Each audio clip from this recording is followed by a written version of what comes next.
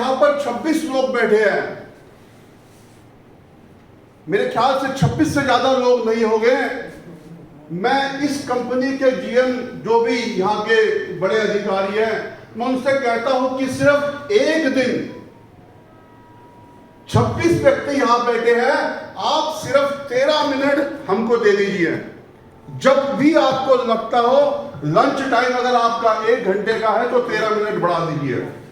मैं दावे के साथ कह सकता हूं कि वो जो मजदूर है ना, जो छोटा तबका है, वो जागरूक हो जाएगा, परंतु पढ़ा लिखा आदमी जागरूक नहीं होगा।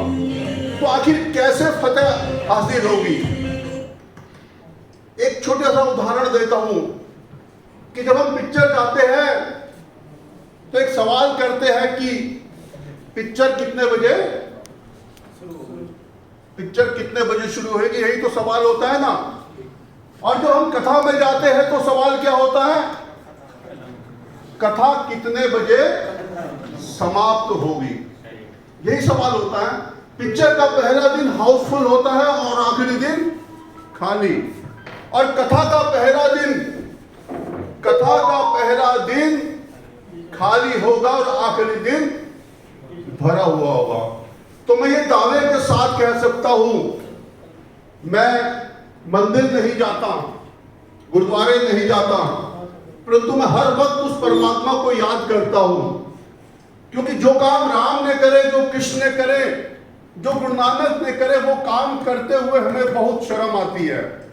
हम नहीं करना चाहते समाज का काम, हम नहीं चाहते कि बत्ती बुझे। हम अपने घर में 4-4 एसी लगाते हैं, 3-3 गाड़ियां हमारे पास होती है। इसका समाधान कैसे निकलेगा? इसका समाधान तब ही निकल सकता है कि जब हम ये समझे कि देश की समस्या हमारी समस्या है। देश की समस्या के समाधान के लिए जब तक भारत का एक एक नागरिक सड़क पर नहीं उतरेगा, जब तक अपनी आवाज को बुलंद नहीं करेगा, जब तक ये साबित नहीं कर देगा कि देश की समस्या मेरी समस्या है, उस दिन इन तमाम समस्याओं का समाधान हो जाएगा।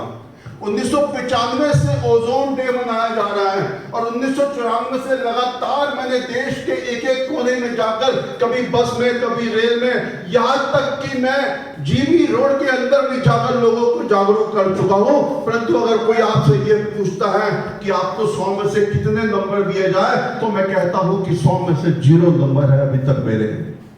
मैंने इस देश के प्रधानमंत्रियों को पर्यावरण, जनसंख्या, बेटी बचाओ से संबंधित 1,50,000 पत्र लिखे हैं।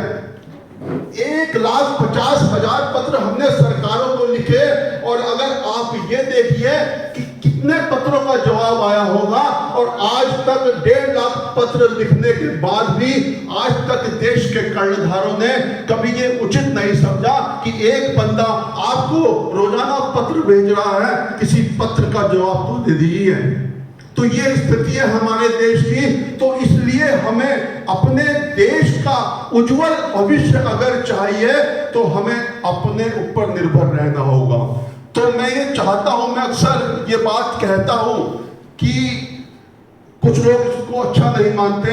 मैं आप लोगों से एक सवाल करना चाहता हूं, क्या आप कुछ करना चाहते हैं? सिर्फ कुछ करना चाहते हैं? एक बार हाथ उठा दीजिए जरा, कौन पर हाथ करना चाहते? दोनों हाथ।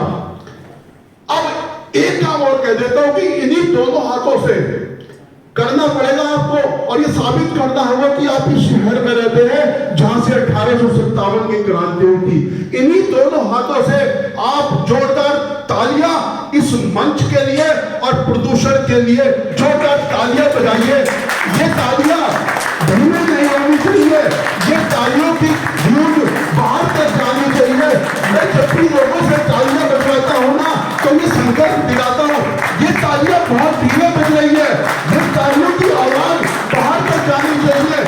तालियां साबित करेगी कि आज दोबारा शुगर में इस बात का संकल्प लिया जा रहा है कि हम ताली बजाएंगे, हम पेड़ बजाएंगे। अरे जब तक मैं कुर्सी पर जाऊंगा, ये तालियों की रफ्तार तेज होनी चाहिए।